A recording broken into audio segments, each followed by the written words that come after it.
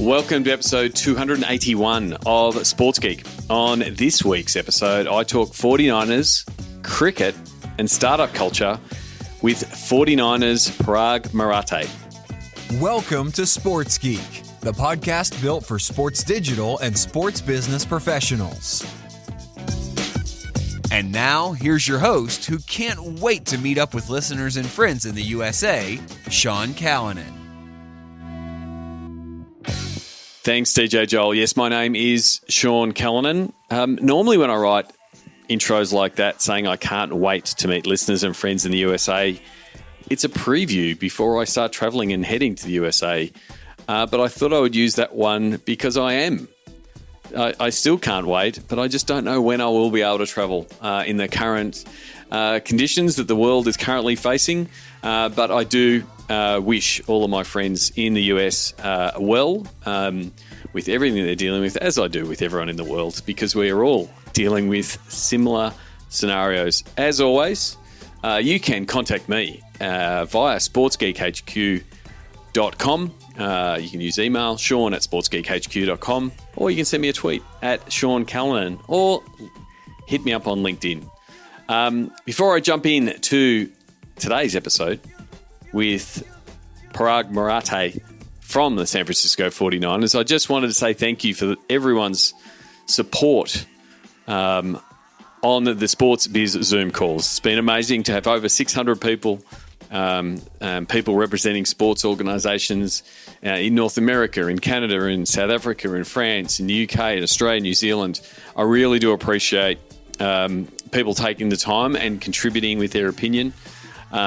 Had some terrific discussions, and it's great now that if you do want to watch back either the same topic from another audience or other topics, you can do so via the Sports Geek Patreon. This week, we are talking ticketing in 2021. How many chicks can you get on the seats? How do you do planning for ticketing in the middle of a pandemic? How do you know how many people might turn up in 2021? It is a tough ask. The good thing is, as a group, I believe we can get through it. So those times again, Tuesday the 12th, 8 p.m. Australian Eastern Standard Time, but that's about 12 p.m. CEST in Europe. And then Wednesdays, 10 a.m., which is 5 p.m. PST for US friends in North America. So a couple of really good episodes or topics coming up: millennials and sports, developing new fan bases, and really looking at the future in sports in 2030. So you can go and sign up and attend and contribute and be a part of the Sports Biz Zoom community by just simply going to sportsgeekhq.com/Zoom calls to secure your spot in the calls, and be ready to share a book you're reading and to contribute to the conversation. I really do appreciate everyone who is coming on a regular basis, and also the people that are coming in on as topic experts. So I really do appreciate it. And one of the things I do appreciate being very grateful, is the people who have supported the Patreon campaign.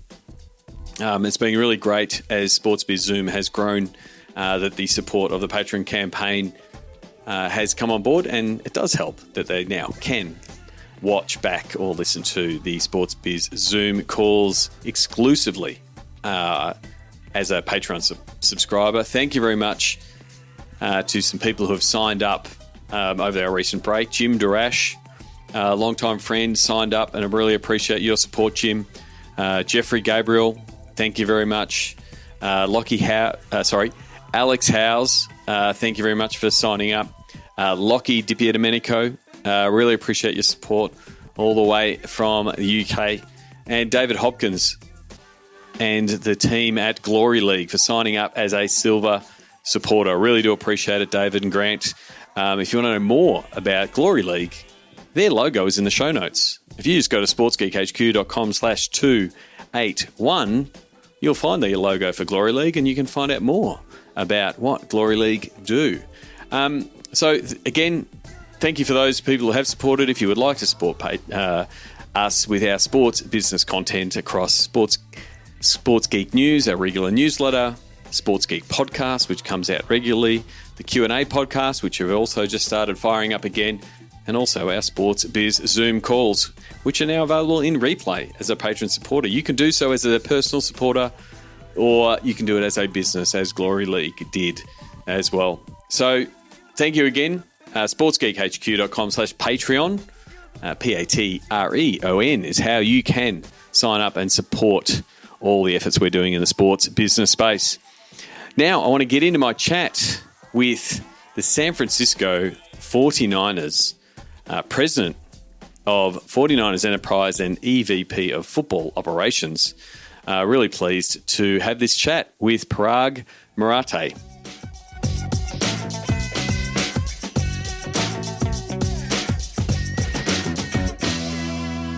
Very happy to welcome Paraag Marathe, the president of the 49ers Enterprises and EVP of Football Operations at the 49ers. Welcome to the podcast.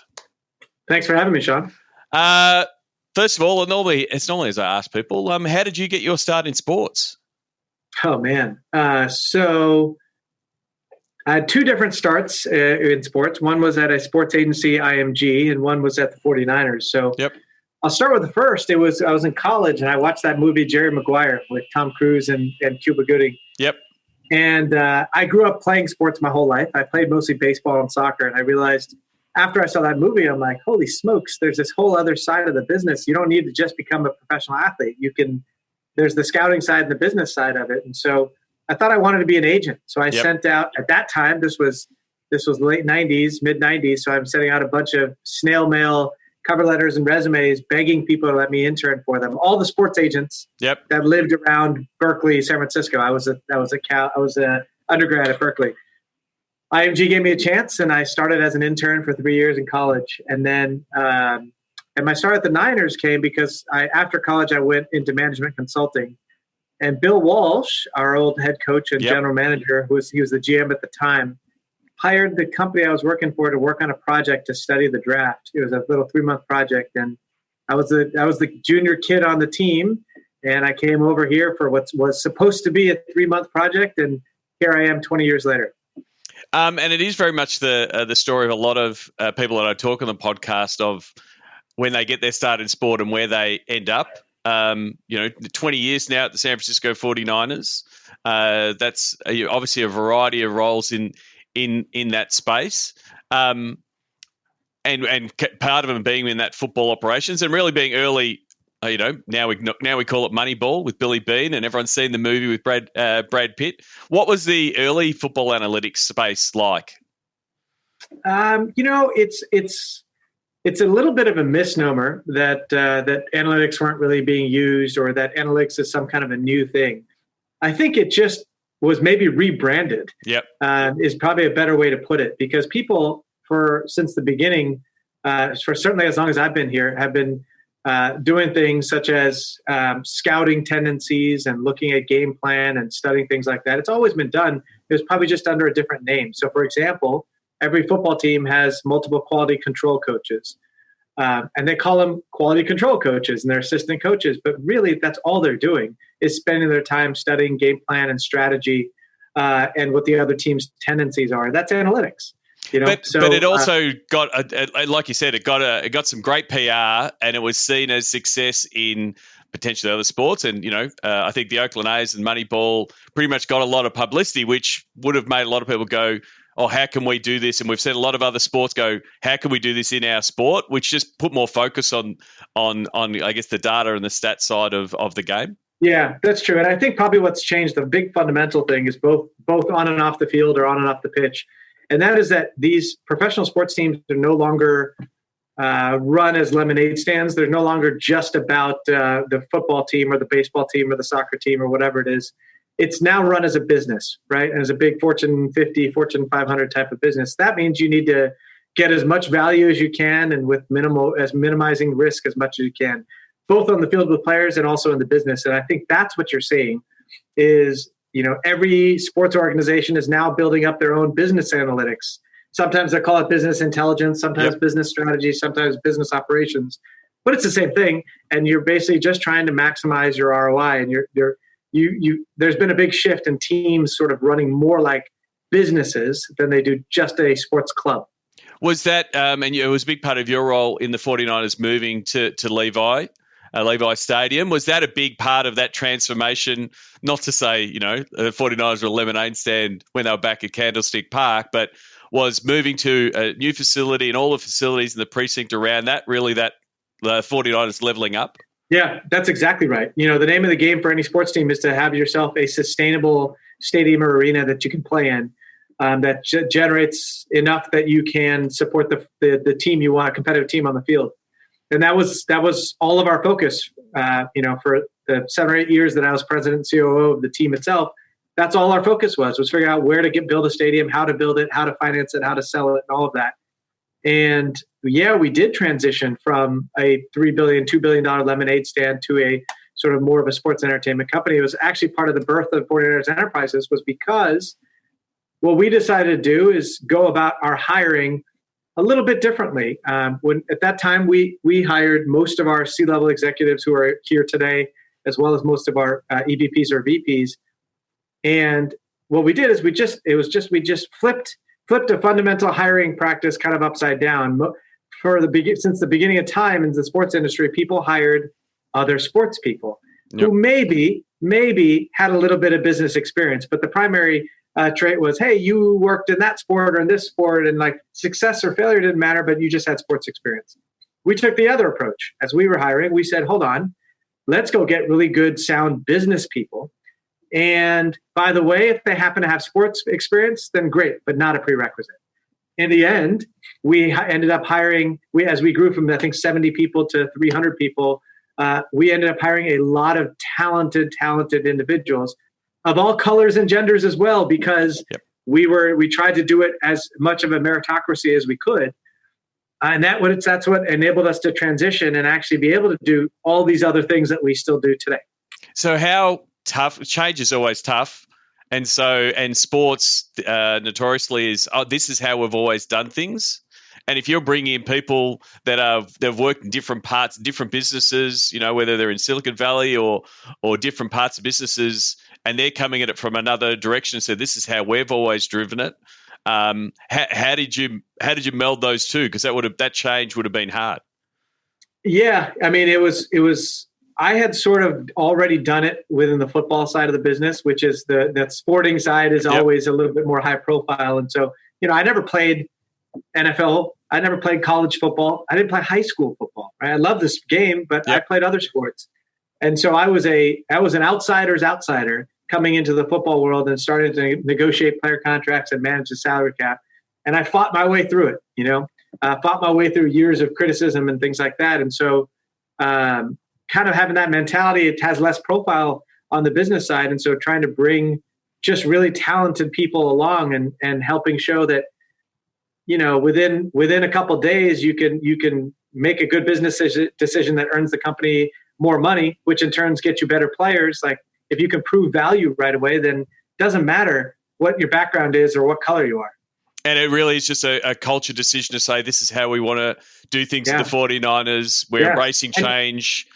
And we were at the point where at that time we had been trying for a decade, 2 decades, maybe 2 decades, trying to find a place to build a new stadium.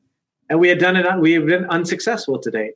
We actually needed to think a little bit differently in how we were going to do this in the environment in the state and the area that we play in. And so it required a different kind of thinking. And so that decision and finding the space, breaking the ground, opening Levi Stadium, you mentioned it before that it led to 49ers Enterprises, right? Which is what you are president of. What's the remit of 49ers Enterprises? What's the goal of it? So the goal, we're really trying to, as we transition from lemonade stand to sports entertainment company, we're trying to use our resources, our people, our brand, our innovative mindset, and probably fifth, our blueprint that we've built and playbook that we've built, and apply it to grow, to build value in other places. And that was sort of the mandate after we built Levi's and after we hosted Super Bowl 50. Our owner, Jed York, and I just decided, we could do something, we could do more. We have so many talented people. We don't want to let them leave. Yep. We want to continue to intellectually challenge them with new challenges, and inspire them to do bigger and different things that they hadn't done before. So Fort Areas Enterprises, that's how we sort of formed it. We focus on 4 areas. The first is investing in other properties and teams, and so Leeds United is an example of that. Second area is kind of back to my consulting roots, is doing some management strategy consulting with different properties, leagues, enterprises, clubs, things like that. So we did some work with Sacramento Republic, the team there that just got the recent MLS award. We're doing some work with USA Cricket and Major League Cricket, our effort to bring cricket here. So different things like that. Third is we've incubated our own businesses. So we've built our own companies, like one around sports technology with Venue Next, one with as a sales agency with a couple other partners with Elevate Sports Ventures, which Al Guido is in charge of and does a fantastic job. And then fourth is just based on our geography, like I said earlier, where we are, we're right here in Silicon Valley. Yep. We have so much access to academia, venture capital, everything. And frankly, sports is cool. So people want to be around the Niners. And so we formed a baby venture capital arm where we've now made about 50 or 60 investments over the last 5 years in young Series A seed stage companies, not even necessarily in sports, but all across. Just if we see a good idea that we think is a good idea, we'll throw a little support and resources behind it and see if we can help seed a business. So it is a bit of a melding of what some of the big European clubs have done, where they expand and acquire other teams and all become under an umbrella, but also what Silicon Valley is doing, and what it is. The culture of that is effectively putting bets on different companies and seeing which ones will flourish. And we've got so many great people here, and we want to keep them here. And the only way to keep them here is to continue to grow and build. So you mentioned Leeds United. First of all, congratulations on the recent promotion of the Premier League. So how did the discussions there of 49ers Enterprises looking for acquiring and in the end gaining a minority stake in Leeds United? We were looking at European football for a little while. I actually, I want to say 5 years before we invested in Leeds, I had identified Leeds as a club that was just ready to really blossom. Obviously, they are a storied franchise, one that just fell on hard times and a dozen ownership groups in the last 25 years or whatever it might be.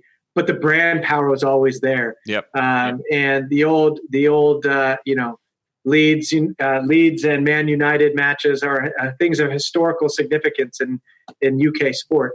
And so we actually first identified it and first reached out in, I want to say either 2013 or maybe it was 2012, to try and do a strategic partnership of a kind of business practice sharing. We actually did some PR around it, but nothing necessarily materialized. Then through a mutual friend, a year or two later, I actually met Andrea Radrizzani, the majority owner. And at the time, he had nothing to do with Leeds. It was just we spent a day together here. I showed him Levi Stadium, and we formed a personal kinship. And we just got along great. And it was probably a year after that or 6 months after that he went and acquired Leeds. And I reached out and said, hey, wait a second.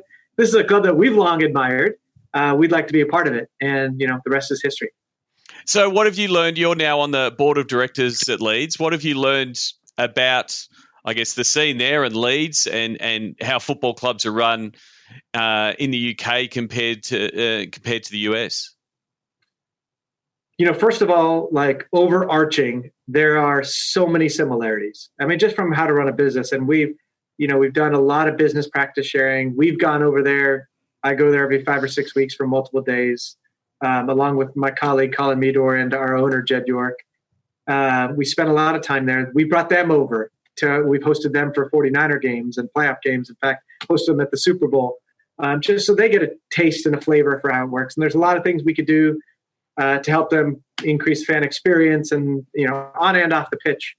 But I'd say the two big aha moments for me was I know that just take NFL football. NFL football fanhood and passion is through the roof, unlike anything else in the U.S. Yep.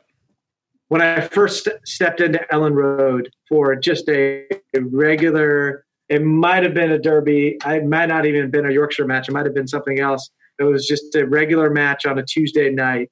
and the amount of fervor and energy and I don't know what better word to use other than just magic in the air for their team was something that really captivated me. And it was just special.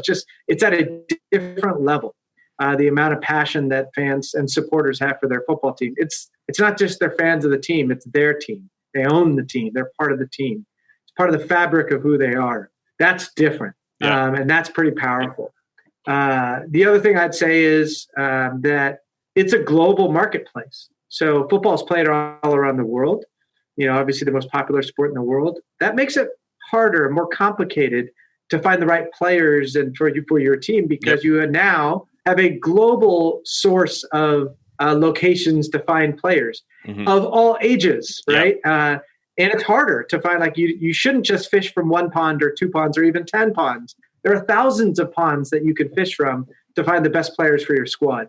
And figuring out how to be most efficient and I guess cost efficient and time efficient to get the best players for your team, that's something I'm still learning.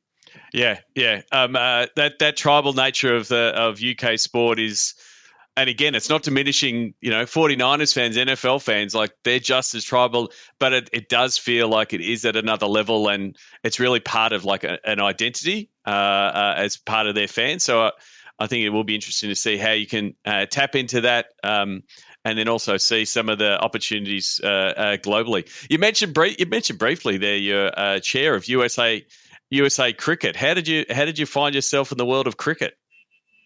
Well, what's interesting is I didn't know too much about the game, but I guess I have the benefit of being one of the sole South Asian American sports executives here in the U.S. And so the ICC reached out to me about wanting to be a part of this. And I started with, I guess, maybe just even a cursory interest in doing it. But then as I spent a little bit more time, I realized, wait a second, here is the second largest sport in the world with almost no real true presence in the largest media market in the world here in the U.S. If I'm looking at this with my venture capital hat, that all that says to me is opportunity, right? Yep. Investment opportunity. And so that's when I started really diving into it. I remember looking at some stats so when T20 World Cups are played, wherever they're played in Europe or in Australia or wherever they happen to be hosted, it's the middle of the night here in San Francisco or wee hours in the morning in New York. And yet I look at some of the stats of the number of millions of people who are paying on pay-per-view to watch a T20 World Cup, India, Australia, or England, New Zealand, like the most recent one, and see those stats and that they're paying for it and they're waking up in the middle of the night just because of the immigrant population, the expat population here. Boy, that tells me that there's a real opportunity to build a sustainable T20 league here. If we do it the right way and with the right investor group. And that's where I got excited about it. And I've learned a lot more about the sport since I joined this a couple of years ago.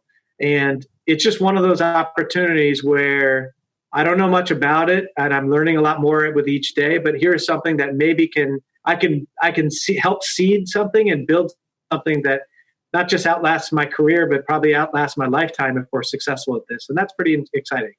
Definitely. I mean, we're definitely seeing all the Silicon Valley platforms trying to get into India, and cricket is, the number one sport, almost a religion in cricket. And actually, the T20 World Cup was actually the last sports event I went to before COVID hit. Oh, really? I was luckily enough to be with, I think, nearly 90,000 people at the MCG, I think about 6 days before the NBA shut down. So we're very lucky, and that was the last time I've actually been to a sports event so far this year, which leads us to the topic of COVID.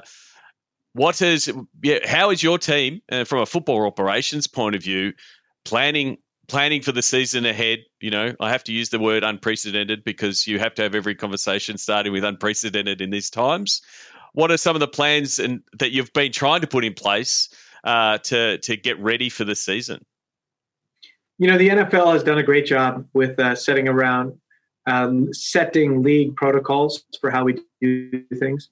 And that's been they've done a really nice job, obviously, in working with the NFLPA as well with that. I mean, we are doing things like I have it before I come to work every morning. In the parking lot, there's a bunch of people from a third-party company in hazmat suits in a trailer, and I take a COVID test, and Yep. I do the temperature check. And I got to make sure I continue to be not positive before I come in. I walk around with this that I have to wear. Oh, I don't actually know why it's red right now. It shouldn't be. That's too bad. But this is supposed to blink with a red light anytime I am within 6 feet of anybody. Okay. And if I'm within 6 feet over 10 minutes, that's a problem. And the alarm goes off.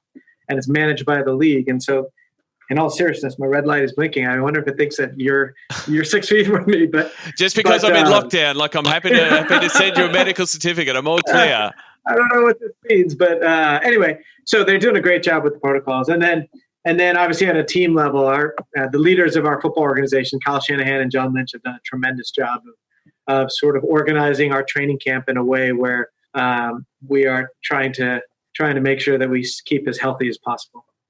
And from again, going back to that point of a culture of change and embracing change, very much for the season ahead, there's got to be a lot of, you have to be agile, you have to change things up because you don't know what the season's going to be and how people are going to prepare. So that pretty much been pushed through the organisation to get the season through. I mean, there's a new component now to winning. Before it was about the best talent, fewest injuries, best luck, best coaching staff. Now it's also who doesn't get COVID, who has the fewest cases of COVID. Yep. And so that's a whole new component. Well, I look forward. I hope the season gets away, and hopefully see football on our screens soon. Before I wrap up, just want to go through the Sports Geek closing five. Do you remember the first sports event you ever attended? My family my parents never took me to a game as a kid. I think they just thought it was a waste of money, and they just Indian American parents, immigrant parents, they just didn't want to waste money. I barely went to movie theaters. So I'm not even sure I remember one. So we didn't do that, but I remember on the back of I don't know if you remember Big League Chew. It was a type of shredded bubble gum that I got at the league in the snack shack after baseball games. And I won like 4 tickets to an Oakland A's game. And I remember I had a few of my buddies and my neighbor's dad, my parents didn't go, took us. And we went early for batting practice over at the Oakland Coliseum. I think I might have been like 9 years old. Terrific. You would have been to a lot of sports events in your time. Is there a go-to food or a favorite food memory at a sports event that you have? Favorite food memory. Favorite food memory is probably my first time being at a Leeds United match before I was on the board, but just like when we were first scouting and looking at places, and that whole halftime meal where you sit in the same area, pregame, halftime, and post-match with the other team's board. And you're literally 6 feet, if not less, or fewer feet away from your counterpart and counterparts. Yep. That's strange. That never happens in the U.S. sport. And it was such an awkward thing. Now I'm used to it. Yeah. And it's I guess it's just sort of the way it's done. And it's good etiquette and everything, but it was just a brand new thing for me to experience when I first. Effectively, like you're at the president's or the chairman's dinner at halftime. Effectively, yeah, exactly. Terrific. What's the first app you open in the morning? Probably either Twitter or Google News. Okay, one of those, just to get my source of information. Terrific. Is there someone that you suggest the podcast listeners should follow, whether it's an author or an executive you think's doing well, and why? So you asked sports executives, so I'll answer this for sports executives. So I personally listen to the Daily podcast. It's a little 30-minute podcast done by the New York Times on whatever pertinent current issue is of the day. And I do it for a reason, and this is more about, as a sports executive, and with me involved in multiple sports, it's so easy to get caught up in the time warp that is sports, and you think nothing else is going around you in the world, because all that matters is sports, and that's so far from the truth. And this is probably the first time. This is the first time that I can remember where finally there's a little bit of intersection between sports and the rest of the world because of COVID. Yep. Right? We're forced to Yep. think about it. Before, it was always just the great escape. And so I always found it very helpful for me, beneficial to just do something non-sports so I could give myself some perspective and maybe be a little more learned than just being caught up in that time warp that is sports and sports only. Definitely. And the thing is, you're right. And you can't use, there's so many words you can't use now. We would have said, oh, we're in our sports bubble, but bubble means something else now in the world of sports. But I completely agree. Looking outside and seeing what other industries are doing, and I guess that's part of what you're doing in your role at 49ers Enterprises, seeing what other businesses and that are doing, because they can then come back and apply. Last but not least, what social media platform is your MVP? What's your go-to platform? I only recently became an Instagram convert, and only mainly because we've got 2 and 4-year-old daughters, and it's a great vehicle for me to share pictures with all the grandparents and all the cousins and uncles and aunts all around. So that's probably I'm not a big social media guy, but that's been a nice way for me to allow, especially family who can't see my kids right now, to be able to experience kind of them growing up. Well, thank you very much for your time. Appreciate it. All the best finding out what that red light is blinking for. It's not blinking, so I guess you're safe again. It's not blinking. Apologies. He was just talking to someone in Melbourne. It's all fine. Thank you very much for coming on the podcast, and best of luck for the season ahead. And again, congratulations for you, Leeds United. Appreciate it. Thanks, Sean. Thanks for the time.